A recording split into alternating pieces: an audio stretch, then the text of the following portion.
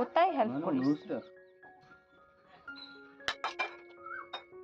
সকালের টাইমে একটু বাইরের দিকে এলে এত আবহাওয়াটা ভালো লাগে। সারা রাত এত গরমে ঘুম হয় না, কিন্তু বাইরে যে সকালের টাইমটা এসে বসি তখন কি মানে মিষ্টি একটা হাওয়া বইতে থাকে। আর আমি আর মিষ্টি কি করছি দেখো।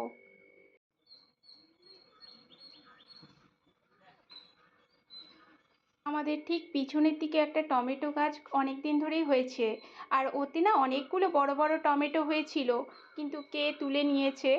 আর যেগুলো ছোট ছোট কাঁচা কাঁচা আছে সেগুলো আমি অনেক দিন ধরেই ভেবেছিলাম একটু পোস্ত করব একদিন। আর আজকে একটু ঝিঙে আলু পোস্ত করব, তাই কাঁচা টমেটোগুলো মিষ্টি তুলে দিল।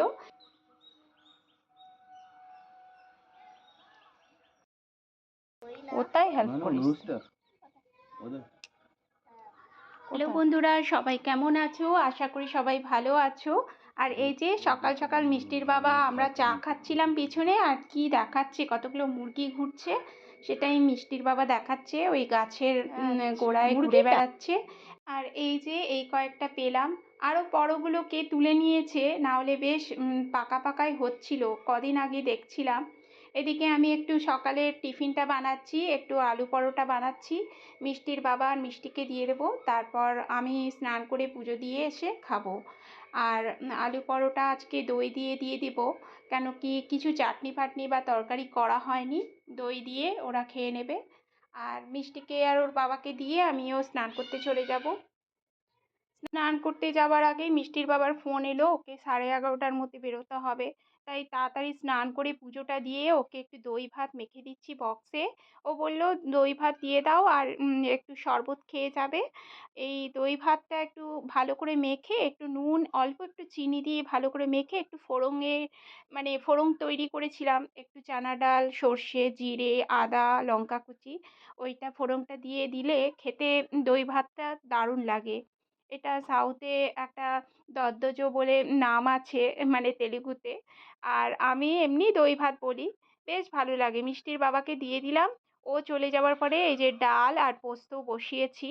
মুসুর ডাল করলাম, ফোড়ন দিয়ে দিলাম। আজকে তো নিরামিষ, কিন্তু মুসুর ডালটা আমরা খাই নিরামিষের দিনেও।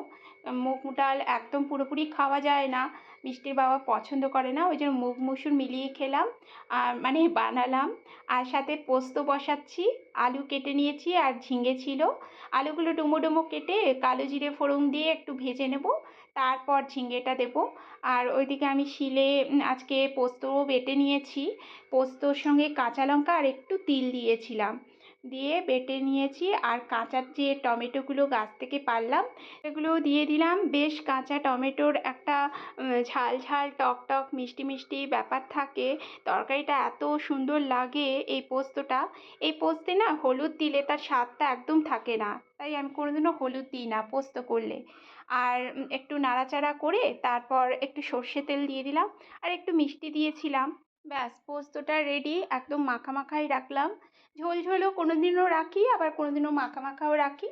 আজকে বেশ মাখা মাখা রাখলাম। তোমাদের কাদের কাদের এরকম পোস্ত ভালো লাগে অবশ্যই জানিও। পোস্তের সঙ্গে ডালই করেছি, আর কিছু করিনি। মিষ্টির বাবা খেলো না, ও রাত্রে খাবে। চলো তাহলে ভিডিওটা এই পর্যন্তই। সবাই ভালো থেকো, সুস্থ থেকো। আজকের মতন টাটা, বাই বাই।